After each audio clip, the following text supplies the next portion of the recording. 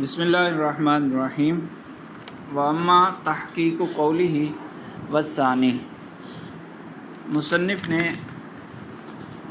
جب یہ ذکر کیا کہ بلاغت کا مرجع دو چیزیں ہیں، معنی مرادی کو ادا کرنے میں غلطی سے بچنا اور دوسری چیز فصیح کو غیر فصیح سے جدا کرنا، تو اسی کے بارے میں مصنف نے فرمایا ثانی، یعنی ان دو چیزوں میں سے بلاغت کے مرجع جو دو چیزیں ہیں ان میں سے دوسری چیز۔ تو مصنف نے کہا تھا والثانی منہ ما یبین فی علم متن اللغت، اس میں سے کچھ وہ ہے جو علم متن لغت میں بیان کیا جاتا ہے۔ تو علامہ تفتزانی رحمہ اللہ اس کی کچھ وضاحت کر رہے ہیں تاکہ مقصود اچھی طرح سمجھ آئے۔ فرماتے ہیں واما تحقیق قولہ والثانی، بہرحال یہ والثانی کی تحقیق، تو والثانی کا ثانی سے جو مراد ہے وہ بھی علامہ تفتزانی نے واضح کر دیا، ای تمییز الفصیح من غیرہ، دو چیزوں میں سے یہ جو دوسری چیز ہے یعنی فصیح کو غیر فصیح سے جدا کرنا، یعنی معرفت ان ھذا الکلام، یعنی معرفت ان ھذا الکلام فصیح وذالک غیر فصیح۔ فرماتے ہیں کہ فصیح کو غیر فصیح سے ممتاز کرنا، اس کا کیا مطلب ہے؟ اس کا مطلب یہ ہے کہ اس بات کو جان لینا، پہچان لینا کہ یہ کلام فصیح ہے اور یہ کلام غیر فصیح نہیں ہے۔ تو فہو انہ مرکب، تو یہ ایک مرکب بات ہے، اس لیے آگے مصنف نے کہا نا منہ ما یبین، اس میں سے کچھ وہ ہے، تو اس کا مطلب یہ ہوا کہ فصیح کو غیر فصیح سے جدا کرنا یہ ایک مرکب چیز ہے۔ جب یہ مرکب ہے تو اجزاء، اس کے اجزاء کیا ہیں؟ اجزاء تمییز سالم من الغرابت عن غیرہ، فصیح کو غیر فصیح سے جدا کرنا یہ ایک ساتھ نہیں ہو سکے گا، بلکہ اس کو الگ الگ دیکھنا پڑے گا، چونکہ ہم نے ما قبل میں جب فصاحت فی المفرد اور فصاحت فی الکلام کی تعریفیں پڑھی تو فصاحت فی المفرد کے اندر بھی تین چیزیں تھیں اور فصاحت فی الکلام کے اندر بھی تین چیزیں تھیں کہ مفرد ان تین چیزوں سے خالی ہو تو وہ فصیح ہوگا، اور پھر کلام ان تین چیزوں سے خالی ہو تو وہ فصیح ہوگا، اور تین چیزوں میں سے ایک چیز کے دو حصے کیے، تاکید کے، تاکید لفظی اور تاکید معنوی، تو کل 7 چیزیں ہو گئیں۔ کلام کا فصیح ہونا اور غیر فصیح ہونا، اس کی پہچان 7 چیزوں پر موقوف ہے کہ ایک کلام میں اگر 7 چیزیں نہ پائی جائیں تو وہ کلام فصیح ہوگا، اور 7 میں سے کوئی چیز پائی جائے گی تو وہ کلام غیر فصیح ہوگا۔ تو اس لیے فرمایا کہ یہ مرکب ہے، فصیح کو غیر فصیح سے جدا کرنا یہ ایک مرکب ہے۔ تو جب یہ مرکب ہے تو اس کے اجزاء وہی 7 چیزیں بنیں گی۔ وہ 7 چیزیں کیا ہیں؟ تمییز سالم من الغرابت عن غیرہ، ایک تو یہ ہوگا کہ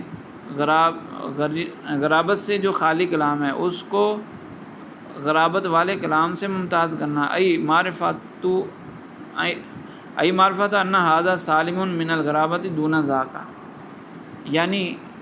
اس بات کو پہچاننا کہ یہ کلام غرابت سے خالی ہے اور یہ کلام غرابت سے خالی نہیں ہے، لیحترز عن الغرابت، تاکہ غرابت سے بچا جا سکے، وتمییز سالم من المخالفت عن غیرہ، اسی طرح مخالفت قیاس سے خالی کلام کو پہچاننا اور جس میں مخالفت قیاس پائی جا رہی ہے اس کو پہچاننا،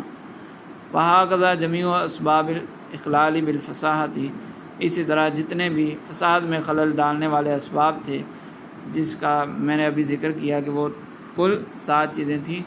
تو وہ 7 چیزیں ملیں گی تو پھر تمییز فصیح عن غیرہ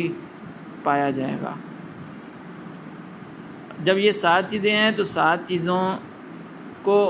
جاننا، 7 چیزوں کو پہچاننا یہ کس طریقے سے ہوگا، کہاں کہاں سے ہوگا، تو اس کے لیے متعدد ذرائع ہیں، مختلف علوم ہیں۔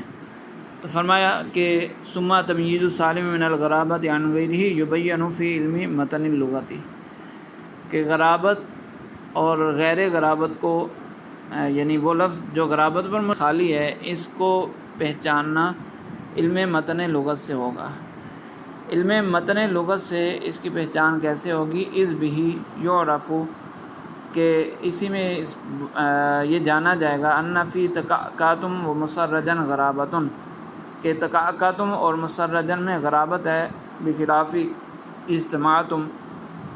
برخلاف اجتماعتم کے کہ اس میں غرابت نہیں ہے، وقت سراج اسی طرح سراج، لینا من تتبع الکتب المتداولۃ۔ اب یہاں پر کوئی سوال کر سکتا ہے کہ مصنف نے علامہ تفتزانی رحمہ اللہ نے کہا، اور آگے مصنف کی بھی یہی عبارت ہے کہ منہ ما یبین فی علم متن اللغت، کہ جو علم متن لغت میں بیان کیا جاتا ہے، تو اس سے تو یہ واضح ہوتا ہے، ایسا معلوم ہوتا ہے کہ متن لغت کے اندر یہ ذکر کیا جائے گا کہ فلاں کسی بھی لغت کی کتاب میں یہ مذکور نہیں ہوتا کہ تکاتم غریب ہے یا مسرجن غریب ہے، ایسا تو وہاں پر موجود نہیں ہوتا۔ تو اس کا جواب دے دیا علامہ تفتزانی رحمہ اللہ نے کہ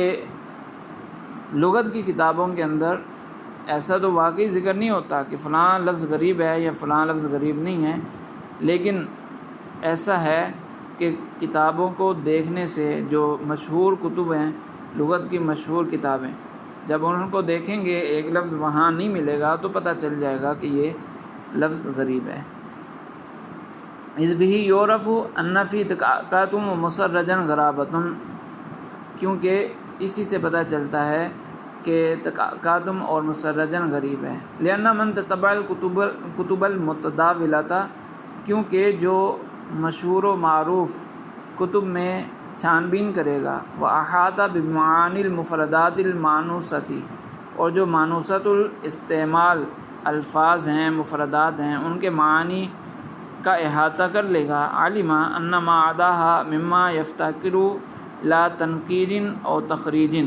تو اس کو پتہ چل جائے گا کہ اس کے علاوہ جتنے الفاظ ہیں وہ یا تو بڑی کتب میں تلاش کرنے پڑیں گے یا پھر ان کے لیے کوئی وجہ بعید ڈھونڈنی پڑے گی۔ تو جو لفظ مشہور لغت کی کتابوں میں نہ ملے، مبسوط کتابوں کی طرف رجوع کرنا پڑے، تو وہ بھی غریب ہوتا ہے، یا کوئی لفظ ایسا ہو جو لغت کی کتابوں میں تو ملتا ہی نہیں ہے، اس کے لیے کوئی مناسبت ڈھونڈنی پڑتی ہے، تو وہ بھی لفظ غریب ہوتا ہے۔ تو جو مشہور کتب کا احاطہ کر لے گا، اس میں غور و فکر کر لے گا، تو اس کو سمجھ آ جائے گی کہ فلاں لفظ غریب ہے یا فلاں لفظ فصیح ہے، یعنی غرابت سے خالی ہے۔ اس لیے کہا کہ علم متن لغت میں بیان کیا جاتا ہے تو بیان کرنے کا یہ مطلب نہیں ہے کہ اس کو صراحتاً ذکر کیا جاتا ہے، بلکہ اس سے معلوم ہو جاتا ہے۔ اذ بضدھا تتبین الاشیاء، کیونکہ اشیاء ضدوں سے پہچانی جاتی ہیں، تو جب مشہور متداول لغت کی کتاب کو سمجھ لیا جائے گا، اس کو اچھے طریقے سے چھان بین کر لی جائے گی، تو سمجھ آ جائے گا کہ اس کے علاوہ جتنے الفاظ ہیں وہ سارے غریب ہیں۔ وتمییز السالم من مخالفت القیاس عن غیرہ یبین فی علم الصرف، اور وہ لفظ، وہ مفرد جو قیاس لغوی یعنی صرفی قانون کے خلاف نہ ہو، اور وہ جو صرفی قانون کے خلاف ہے، ان دونوں کی پہچان علم صرف سے ہوتی ہے۔ اذ بہ یعرف ان الاجل مخالف للقیاس دون الاجل، کیونکہ علم صرف سے ہی پتہ چلتا ہے کہ اجلل یہ قیاس کے مخالف ہے اور اجل قیاس کے مخالف نہیں ہے۔ وقس علی ھذا البواقی، اور باقی جو 5 چیزیں ہیں ان کو بھی اسی پر قیاس کر لو، جس کا تفصیلی ذکر ہم نے فساد فی المفرد اور فساد فی الکلام کی تعریف میں ذکر کیا۔ یہ تمہیداً علامہ تفتزانی رحمہ اللہ نے کچھ حصہ ذکر کیا ہے، اور بس ثانی کی وضاحت کے لیے یہ کلام ذکر کیا ہے۔ تو فرماتے ہیں مصنف کہ علامہ تفتزانی نے فرمایا فتوضح ان تمییز الفصیح عن غیرہ، تو پتہ چل گیا کہ وثانی کا مرجع بھی جب پتہ چل گیا تو اب یہ بھی واضح ہو گیا کہ تمییز فصیح اور غیر فصیح، غیر فصیح اور فصیح میں جو تمییز ہے وہ منہ، ان میں سے چونکہ وہ مرکب ہے تو منہ اس میں سے کچھ ما یبین وہ ہے ایودہ فی علم متن اللغت، علم متن لغت میں اس کی وضاحت ہوتی ہے، کل غرابتی جیسا کہ غرابت ہے، اسباب اخلال فصاحت ان 7 چیزوں میں سے ایک چیز غرابت تھی تو وہ علم متن لغت سے معلوم ہو جاتی ہے۔ آنی تمییز السالم من الغرابات عن غیرہ، یعنی یہ پتہ چل جاتا ہے کہ یہ لفظ غرابت سے خالی ہے یا غرابت پر مشتمل ہے۔ اور یہاں پر مصنف نے علم متن لغت کہا، فی علم اللغت یوں نہیں کہا۔ اس کی وجہ علامہ تفتزانی رحمہ اللہ ذکر فرما رہے ہیں کہ متن لغت سے مراد یہاں پر یہ ہے کہ مفردات کی وضع کو جاننا، کہ یہ مفرد کس لیے وضع ہوا ہے، کس معنی کے لیے وضع ہوا ہے، کیونکہ لغت کا اطلاق کبھی کبھی علم لغت کے جو جتنے بھی علوم ہیں، عربی لغت کے جتنے بھی علوم ہیں ان سب کے لیے بھی بولا جاتا ہے۔ ویسے تو لغت اسی ڈکشنری وغیرہ کو بولا جاتا ہے، لیکن کبھی کبھی لغت کا اطلاق ان تمام علوم پر ہوتا ہے جو عربی عبارت کو سمجھنے میں، اس کو پڑھنے میں معاون ہوتے ہیں، اور یہ تقریباً 12 قسمیں بنتی ہیں علوم کی، تو لغت کا اطلاق ان 12 پر ہوتا ہے۔ اس لیے مصنف نے واضح کر دیا کہ یہاں وہ 12 علوم مراد نہیں ہیں، بلکہ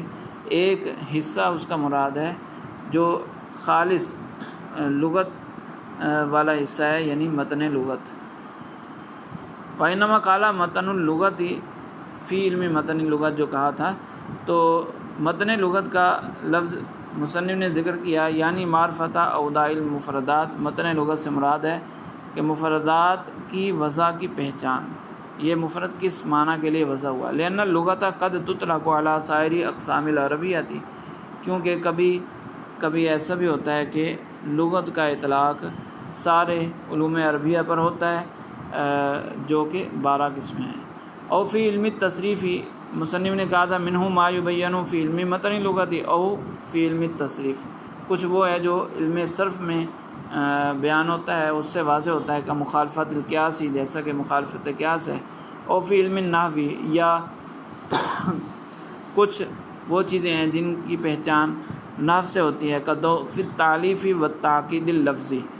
جیسا کہ دوف تالیف ہے اور تاکید لفظی ہے۔ 7 چیزوں میں سے 2 چیزیں دوف تالیف اور تاکید لفظی یہ علم نحو سے معلوم ہوتی ہے۔ او یدرک بالحس، یا کچھ چیزیں وہ ہیں جس کو حس سے پہچانا جاتا ہے، قد تنافری،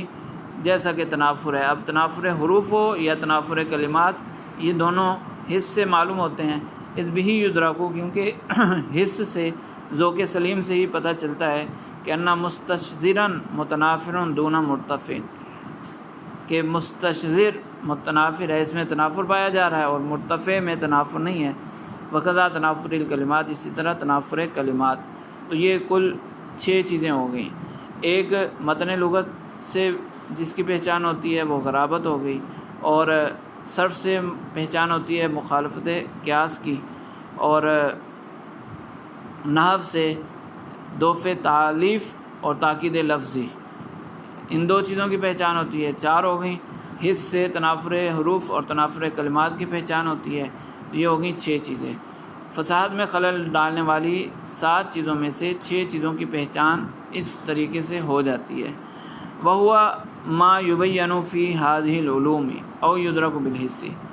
کہہ رہے ہیں یہ جو 6 چیزیں جو ان علوم سے یا حس سے پہچانی جاتی ہیں، ما عدد تاکید المعنوی، فصاحت میں خلل ڈالنے والی چیزوں میں سے ساری چیزیں ان علوم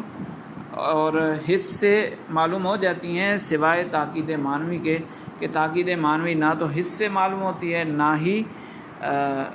ان علوم میں سے کسی علم کے ساتھ اس کی پہچان حاصل ہوتی ہے۔ تو پتہ چلا کہ 6 چیزیں جو فصاحت کے اندر خلل ڈالنے والی ہیں ان کی پہچان دیگر طریقوں سے ہو جائے گی۔ اب ایک چیز باقی بچی، اس کو پہچاننے کی ضرورت ہے۔ اذ لا يعرف بتلك العلوم ولا بالحس تمییز السالم من التاکید المعنوی عن غیرہ، کہ ان علوم میں صرف نحو، متن لغت اور نہ ہی حس سے یہ پتہ چلتا ہے کہ تاکید معنوی سے خالی کلام کون سا ہے اور کون سا تاکید معنوی پر مشتمل ہے۔ والغرض من هذا الکلام، یہ جو مصنف نے کہا وَهُوَ مَا عَدَد تاکید المعنوی، اس جملے کا مقصد کیا ہے؟ علامہ تفتزانی رحمہ اللہ اس کی وضاحت فرما رہے ہیں۔ کہ والغرض من هذا الكلام تعیین ما یبین فی العلوم المذکورۃ او یدرک بالحس، مقصد یہ ہے کہ اتنا معلوم ہو جائے کہ ماقبل علوم جو ذکر ہوئے ہیں یا حس ہے تو اس سے کیا کیا چیز پہچانی جا سکتی ہے۔ تو فرماتے ہیں ان علوم میں، مذکورہ علوم میں جو بیان کیا جاتا ہے یا جس کا حس سے ادراک ہوتا ہے اس کو معین کرنا یہ اس کلام کا مقصود ہے۔ وَيُحْتَرَزُ بِهَا عَمَّا يَجِبُ أَن يُحْتَرَزَ عَنْهُ، اور اس تاکہ ان چیزوں سے بچا جائے جن سے بچنا ضروری ہے۔ لِيُعْلَمَ أَنَّهُ لَمْ يَبْقَ لَنَا مِمَّا يَرْجُو إِلَيْهِ الْبَلَاغَةُ إِلَّا الْإِحْتِرَازُ عَنِ الْخَطَأِ فِي التَّعْدِيَةِ وَتَمْيِيزُ السَّالِمِ مِنَ التَّعْقِيدِ عَنْ غَيْرِهِ۔ جو مصنف نے بلاغت کا مرجع دو چیزوں کو ذکر کیا تھا، اور ان دو چیزوں میں سے جو دوسری چیز تھی وہ چونکہ 7 چیزوں کا مجموعہ تھی، تو ان 7 چیزوں میں سے 6 کو خارج کر دیا کہ 6 چیزیں معلوم کرنے کے ذرائع ہمارے پاس موجود ہیں، تو اب 2 چیزیں باقی بچی ہیں۔ جو مصنف نے مرجع البلاغہ 2 چیزیں ذکر کی تھیں، ان میں سے پہلی چیز اور ان 7 چیزوں میں سے ایک چیز یعنی تاکید معنوی، یہ 2 چیزیں بچ گئیں جن کو پہچاننے کی ضرورت ہے، جس کو جاننا الگ طریقے سے ہوگا۔ تو یہ علم معنی اور علم بیان کی حاجت کا بیان ہو گیا کہ ان دونوں علوم کو وضع کرنے کا یہ مقصد ہے کہ بلاغت، جس کو بلاغت حاصل کرنی ہے وہ پھر ان 2 علوم کو حاصل کرے۔ تو فرماتے ہیں کہ لِيُعْلَمَ أَنَّهُ لَمْ يَبْقَ لَنَا مِمَّا يَرْجُو إِلَيْهِ الْبَلَاغَةُ إِلَّا الْإِحْتِرَازُ عَنِ الْخَطَأِ فِي التَّعْدِيَةِ۔ اب اس سے یہ بھی پتہ چل گیا، مصنف کی اس کلام سے غرض یہ ہے تاکہ پتہ چل جائے کہ جو بلاغت کے مرجع ہیں وہ ہمارے پاس صرف یہ بچا کہ معنی مرادی کو ادا کرنے میں غلطی سے بچنا، وَتَمْيِيزُ السَّالِمِ مِنَ التَّعْقِيدِ عَنْ غَيْرِهِ، اور تاکید معنوی سے خالی کلام اور تاکید معنوی پر مشتمل کلام ان کے درمیان فرق کرنا، لِيُحْتَرَزَ عَنِ التَّعْقِيدِ، تاکہ تاکید سے بچا جائے۔ فَمَسَّتِ الْحَاجَةُ إِلَىٰ عِلْمٍ، جب چیزیں 2 ہیں تو ضرورت پڑ گئی ایک ایسے علم کی، بِهِ يُحْتَرَزُ عَنِ الْخَطَأِ، کہ جس کے ذریعے معنی مرادی کو ادا کرنے میں غلطی سے بچا جائے، وَعِلْمٍ بِهِ، اور ایک ایسے علم کی ضرورت پڑی يُحْتَرَزُ عَنِ التَّعْقِيدِ، کہ جس کے ذریعے تاکید سے بچا جائے، لِيَتِمَّ أَمْرُ الْبَلَاغَةِ، تاکہ بلاغت کا معاملہ مکمل ہو جائے، جس شخص نے بلاغت حاصل کرنی ہے اس کو بلاغت حاصل ہو جائے۔ فَوَضَعُوا لِذَلِكَ عِلْمَيِ الْمَعَانِي وَالْبَيَانِ، اسی لیے علماء نے 2 علم وضع کیے، ایک علم معانی اور ایک علم بیان، وَسَمَّوْهُمَا علم البلاغت، اور ان 2 علموں کو انہوں نے ملا کر پھر علم بلاغت کا نام دیا، لِمَكَانِ مزید اختصاص لَهُمَا بِهَا، کیونکہ ان 2 علموں کو بلاغت کا نام کیوں دیا، حالانکہ جو ماقبل میں مذکور چیزیں ہیں وہ بھی بلاغت میں شامل ہیں۔ ظاہر سی بات ہے بلاغت کا حصول ان چیزوں پر بھی موقوف ہے، بلاغت میں وہ بھی مفید ہیں، تو ان چیزوں کو ماقبل جو صرف و نحو وغیرہ تھی اس کو بلاغت کا نام نہیں دیا، ان 2 علموں کو بالخصوص بلاغت کا نام دیا، تو اس کی وجہ لِمَكَانِ مزید اختصاص لَهُمَا بِهَا، کیونکہ ان دونوں کا بلاغت کے ساتھ خاص تعلق ہے کہ دیگر علوم جو ہیں وہ دیگر مقاصد کے لیے بھی وضع ہوئے ہیں۔ صرف و نحو کا ذکر ہوا تھا، تو صرف و نحو کا صرف جو صرف و نحو کا مقصد ہے وضع کرنے کا مقصد، وہ صرف بلاغت حاصل کرنا نہیں ہے، بلکہ اس کا مقصد عربی کلام کو پڑھنے کا طریقہ، اس کو سمجھنے کا طریقہ بھی ہے۔ تو دیگر علوم دیگر مقاصد کے لیے بھی استعمال ہوتے ہیں، لیکن یہ جو علم معنی اور علم بیان ان کا خاص تعلق ہے بلاغت سے، اس لیے ان دونوں کو علم بلاغت کا نام دیا۔ وَإِلَىٰ هَٰذَا أَشَارَ بِقَوْلِهِ، اور اسی بات کی طرف مصنف نے اپنے اس قول سے اشارہ کیا کہ وَمَا يُحْتَرَزُ بِهِ عَنِ الْأَوَّلِ یعنی الْخَطَأِ فِي التَّعْدِيَةِ، یعنی مصنف نے فرمایا کہ جس چیز کے ذریعے پہلی چیز سے بچا جاتا ہے، یعنی پہلی چیز سے مراد الخطأ فی التعدیۃ، یہاں مراد معنی مرادی کو ادا کرنے میں غلطی سے بچنا۔ علم المعانی وہ پہلی چیز، وہ چیز جس سے اول سے بچا جاتا ہے وہ علم معانی ہے۔ تو یہاں پر اول سے مراد دو ہو سکتی ہیں۔ اول سے کیا مراد ہے؟ پہلے جو ذکر کیا تھا کہ مرجع البلاغت دو چیزیں ہیں، اور اسی کے بعد وثانی ذکر کیا، تو وثانی کا مقابل وہی مرجع البلاغت پہلی چیز، وہ مراد لیا جائے، وہ بھی ہو سکتا ہے۔ اور ابھی جو آخر میں ذکر کیا وہ ہوا معادت تاکید المعنوی، اس کے اندر سے جو علامہ تفتزانی رحمہ اللہ نے خلاصہ نکالا، تو یہاں پر بھی دو چیزیں تھیں، تو ان دو چیزوں میں سے پہلی مراد ہے، یا وہ مرجع البلاغہ کے بعد جو دو چیزیں ذکر کی تھیں ان میں سے پہلی مراد ہے۔ تو علامہ تفتزانی رحمہ اللہ فرما رہے ہیں کہ وہ مراد نہیں لیا جا سکتا، جو مرجع البلاغہ میں مصنف نے ذکر کیا تھا وہ اول یہاں مراد نہیں ہے۔ یہاں اول سے مراد پسماندہ باقی بچی ہوئی دو چیزوں میں سے پہلی چیز ہے۔ کیوں؟ اس لیے کہ جو مصنف نے بلاغہ کے جو دو مرجع ذکر کیے تھے وہاں تھا الی الاحتراز عن الخطأ، غلطی سے بچنا، اور یہاں وما یحترز بہ عن الاول، تو اول کی جگہ اگر اس کو اٹھا کر یہاں پر رکھیں تو پھر یہ ہوگا غلطی سے بچنے سے بچنا، تو یہ بات تو درست نہیں ہے۔ اس لیے جو دو مصنف علامہ تفتزانی رحمہ اللہ نے خلاصے میں دو چیزیں ذکر کی کہ دو چیزیں ہمارے پاس بچ گئیں، ایک معنی مرادی کو ادا کرنے میں غلطی سے بچنا، اور ایک تاکید کو کلام موقد کو غیر موقد سے جدا کرنا، یہ دو چیزیں بچی تھیں، تو ان دو میں سے پہلی چیز مراد ہے، یعنی معنی مرادی کو ادا کرنے میں غلطی سے بچنا وہ علم معانی سے ہوتا ہے۔ فالمراد بالاول اول الامرین الباقیین، فرماتے ہیں کہ اول سے یہاں مراد باقی بچ جانے والی دو چیزوں میں سے پہلی چیز ہے، اللذین احتیج الی الاحتراز عنہما، کہ جن سے بچنے کی ضرورت پیش آئی۔ واما الاول المقابل للثانی، اور اول جو ثانی کے مقابل ہے، یعنی مصنف کی عبارت میں جو ثانی موجود تھا اس کا جو مقابل اول تھا وہ یہاں مراد نہیں ہو سکتا۔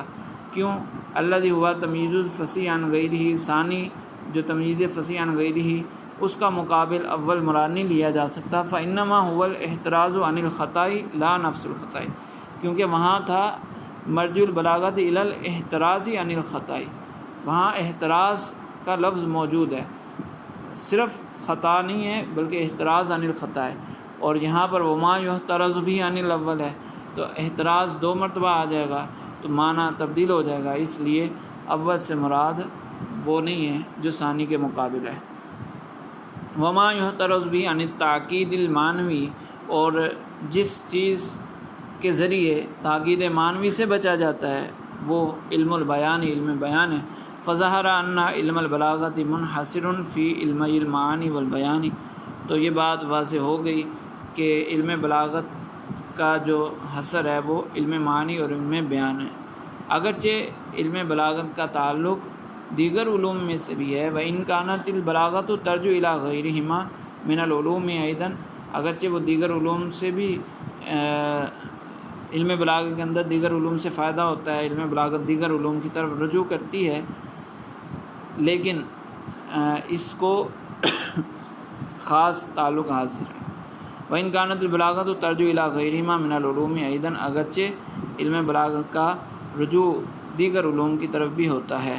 وَعَلَيْكَ بِالتَّأَمُّلِ فِي هَذَا الْمَقَامِ، اب علامہ تفتزانی رحمہ اللہ تنبیہ فرما رہے ہیں کہ یہاں پر انتہائی غور و فکر سے سمجھنے کی ضرورت ہے، اس مقام کو حل کرنا غور و فکر سے یہ ضروری ہے۔ فَإِنَّهُ مِن مَّسَالِ الْأَقْدَامِ، کیونکہ یہ قدم پھسلنے کی جگہ ہے، کہ یہاں پر دیگر شراح نے بہت سارے احتمالات ذکر کیے، کچھ غلطیاں ان کو واقع ہوئیں، ان میں سے کچھ غلطیاں یہ ہیں کہ مرجع البلاغہ کا معنی انہوں نے علت غائیہ والا کیا جو کہ درست نہیں ہے، ہم تفصیل سے بیان کر چکے ہیں۔ اسی طرح مصنف نے جو کہا کہ یبین فی علم متن اللغت، اس پر اعتراض ہوا کہ علم متن لغت میں غرابت کو بیان تو نہیں کیا جاتا۔ اس پر کسی نے اعتراض کر دیا۔ اسی طرح وہو ماد تاکید المعنوی، اس سے مراد بعض لوگوں نے ہوا سے مراد حص لے لیا، اور یہ بھی درست نہیں ہے، جیسا کہ تفسیر سے معلوم ہو گیا۔ اسی طرح جو وما یحترز بھی عن الاول، اول میں اول سے مراد کیا ہے؟ ثانی کے مقابل، بعض شراح نے اس کو ثانی کے مقابل مراد لے لیا، تو یہ بھی درست نہیں ہے۔ تو اس لیے علامہ تفتزانی رحمہ اللہ فرماتے ہیں کہ یہ قدم پھسلنے کی جگہ ہے، اس کو غور سے سمجھنا چاہیے۔ ثم احتاجوا لمعرفت توابع البلاغۃ الی علم آخر، اب یہ جو دو علم وضع ہوئے، ان کی ضرورت تو بتا دی کہ ان کی ضرورت تھی، دو چیزوں سے بچنا باقی رہ گیا تھا تاکہ بلاغت مکمل ہو جائے، اور پھر بلاغت کے کچھ توابع بھی ہیں، ان توابع کو جاننا، اس کے لیے ایک اور علم کی ضرورت پڑی۔ فوضعوا علم البدیع، تو اس کے لیے پھر علماء نے علم بدیع کو وضع کیا۔ وإلیہ اشار بقولہ، اور مصنف نے اسی بات کی طرف اشارہ کیا ہے، وما یعرف بہ وجوہ التحسین علم البدیع، اور وہ علم جس کے ذریعے تحسین کے طریقے پہچانے جاتے ہیں وہ علم بدیع ہے۔ ولما کان ھذا المختصر فی علم البلاغۃ وتوابعھا، اور چونکہ مصنف نے یہ جو کتاب مختصر لکھی ہے تلخیص المفتاح، اس کا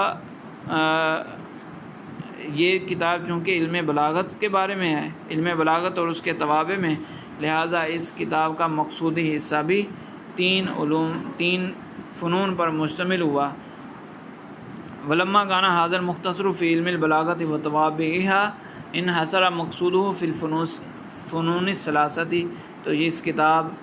کا مقصودی حصہ وہ بھی تین فنون پر مشتمل ہو گیا، ایک فن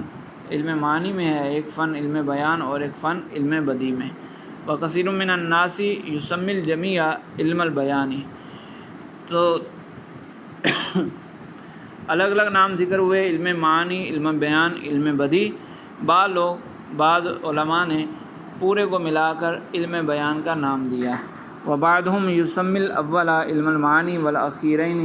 یعنی البیان والبدیع علم البیان والثلاثۃ علم البدیع، اور بعض علماء نے یوں کیا کہ پہلے علم کو علم معنی کا نام دیا، اور دوسرے دو کو ملا کر علم بیان کا نام دیا، یعنی بیان اور بدیع کو ملا کر بیان کا نام دے دیا، اور تینوں کو ملا کر ایک نام علم بدیع والا دے دیا۔ ولا یخفی وجوہ المناسبۃ، فرماتے ہیں کہ یہ جو نام رکھے جاتے ہیں، مختلف اقوال ذکر کیے، تو یہ جو نام رکھے گئے ان کے وجوہ مناسبت مخفی نہیں ہے، یعنی علم معانی کو جو معانی کا نام دیا وہ اس لیے کہ علم معانی کے اندر تراکیب کے خواص کے فائدے کے بارے میں بات کی جاتی ہے جو کہ معانی ہیں، اس لیے اس کو معانی کا نام دے دیا۔ اور علم بیان کو بیان اس لیے کہا کیونکہ ایک معنی کو مختلف طریقوں سے ادا کرنا اور ایک معنی کو مختلف طریقے سے بیان کرنا، علم بیان کے اندر اس کی وضاحت ہوتی ہے، اس لیے اس کو بیان کا نام دے دیا۔ اور علم بدیع کو بدیع اس لیے کہا کیونکہ اس کے اندر عجیب و غریب اشیاء، عجیب و غریب امور کا ذکر ہوتا ہے، تو اس لیے اس کو بدیع کا نام دے دیا، کیونکہ بدیع کا مطلب بھی عجیب اور نیا ہے۔ اور یہ جو کہا وہ یسمی الجمیع علم البیانی، بعض لوگ تینوں کو علم بیان کا نام دیتے ہیں، اس کی وجہ کیا ہے؟ فلتعلق ہی بالبیان، کیونکہ اس کا بیان سے تعلق ہے، تینوں علوم کا تعلق بیان سے ہے، یعنی بیان سے مراد المنطق الفصیح المعرب عما فی الضمیر، کہ خالص فصیح بات جو ما فی الضمیر کو ظاہر کر دے، ما فی الضمیر کو بیان کر دے۔ چونکہ تینوں علوم کا تعلق اس بات سے ہے، اس لیے تینوں کو ملا کر علم بیان کا نام دے دیا۔ اور یہ جو دو علموں کو ملا کر علم بیان کا نام دے دیا، اس کی وجہ بھی یہی ہے کہ دو علم بھی منطق فصیح سے تعلق رکھتے ہیں، یعنی فصیح بات کرنا جو معافی ضمیر کو ظاہر کر دے، اسی سے تعلق رکھتا ہے، تو اس لیے دو کو بھی علم بیان کا نام دے دیا۔ اور تمام کو، تینوں کو ملا کر علم بدیع نام دیا، وہ اس لیے کہ اس کی مباحث، تینوں علوم کی مباحث عجیب و غریب اور حسین ہیں، تو اس لیے ان کو بدیع کا نام دے دیا تینوں کو ملا کر۔ اسی طرح اس میں نئے نئے عجیب و غریب امور معلوم ہوتے ہیں، اس لیے ان تینوں کو بدیع کا نام دے دیا۔ تو بہرحال یہ مختلف مناسبتیں ہوتی ہیں، جب کسی چیز کا نام رکھا جائے تو وہاں پر پھر مناسبت ڈھونڈی جاتی ہے، تو یہ مختلف اعتبارات سے مختلف نام دیے گئے۔ تو یہاں پر مقدمہ ختم ہوا اس کتاب کا جو مقدمہ تھا۔ اب اس کے بعد مقصود کو شروع کرتے ہیں، اور مقصود چونکہ اس کتاب کا 3 حصوں پر مشتمل ہے، اور ان میں سے ہر ایک حصے کو الگ الگ فن کا نام دیا ہے، تو فن الاول علم معانی میں ہے، تو پہلا فن علم معانی میں انشاءاللہ وہ آگے پڑھیں گے۔